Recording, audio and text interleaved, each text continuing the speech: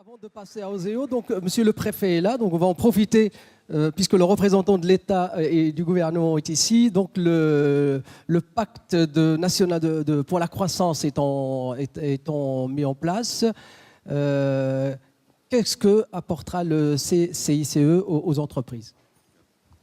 Merci Monsieur Tagza. Je voudrais d'abord remercier les organisateurs de cette manifestation de ce matin. J'ai envie de dire qu'elle tombe particulièrement bien puisqu'on est actuellement dans la semaine de l'industrie et qu'énormément de manifestations ont lieu dans notre département d'Eure-et-Loir en rapport avec cette semaine de l'industrie.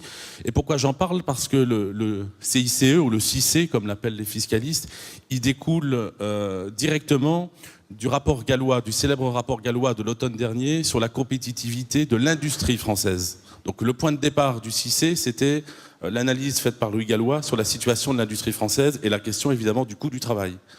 Et le CICE, c'est la mesure phare du pacte national que vous venez d'évoquer, M. Tagza, sur la croissance, l'emploi et la compétitivité, qui a été adopté par le gouvernement au mois de novembre dernier, qui comporte plus de 60 mesures, la plus emblématique étant donc la création de ce crédit impôt compétitivité emploi, une autre étant la mise en place de la banque publique d'investissement à partir notamment des savoir-faire, de l'expertise du groupe Oseo.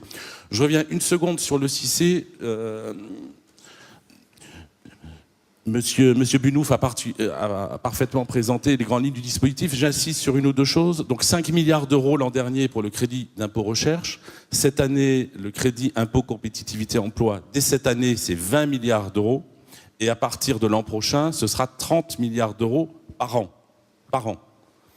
Donc c'est dire qu'on est sur un dispositif qui est 4 fois plus important dès cette année et 6 fois plus important que le crédit impôt recherche à partir de l'année 2014. Ce dispositif, on en attend beaucoup pour vous aider à alléger vos charges salariales. D'autres hypothèses avaient été étudiées par le gouvernement, notamment sur les charges sociales. Et finalement, il est apparu que le dispositif le moins complexe à mettre en place, c'était de jouer sur la fiscalité.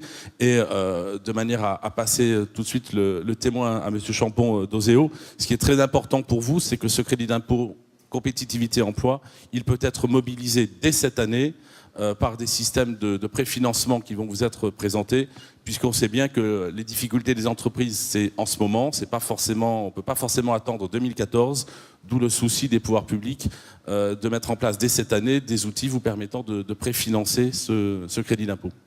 Voilà, très rapidement ce que je voulais dire.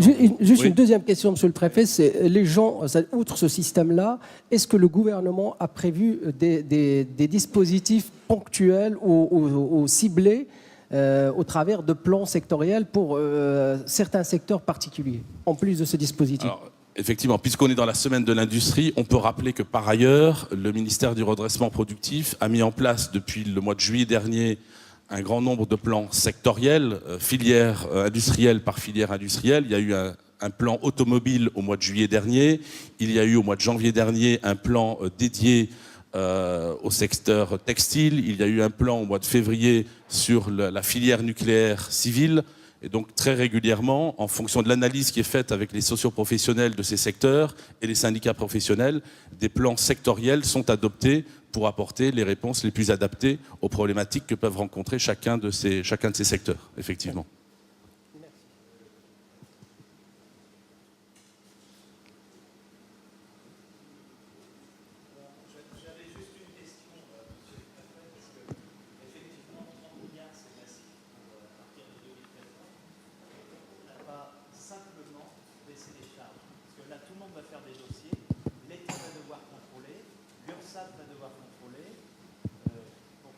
Simplement baisser les charges, c'était tellement simple. Est-ce que vous pouvez juste nous expliquer pourquoi l'État s'est encore complexifié la tâche?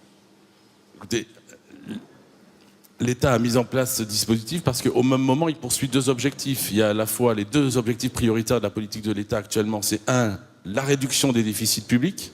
Et la réduction des déficits publics, ça passe à la fois par la maîtrise des dépenses, mais également par un effort, hélas, sur les recettes. Et le deuxième objectif, c'est d'aider les entreprises à retrouver de la compétitivité. Et donc, de manière à prendre en compte les deux objectifs, ceux qui ont eu à en décider, j'en fais pas partie, ont considéré que la moins mauvaise solution dans la conjoncture actuelle, c'était plutôt de jouer sur ce type de crédit impôt, compétitivité, emploi, qui permettait d'être pleinement sur la problématique de l'emploi, notamment dans les grands groupes, puisque ce n'a pas été évoqué, c'est normal, mais s'agissant des grands groupes, l'utilisation du crédit impôt, emploi devra faire l'objet d'une discussion en comité central d'entreprise avec les partenaires sociaux, évidemment obligation qui ne pèsera pas sur les plus petites entreprises.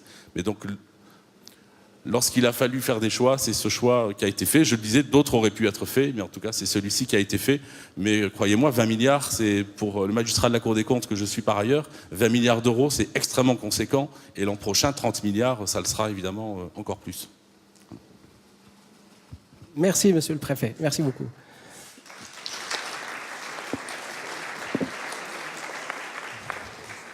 Bon, ben voilà, le monsieur Jean-Marc Ayrault, avait dit que la compétitivité, c'est l'emploi. D'ailleurs, dans ce pacte-là.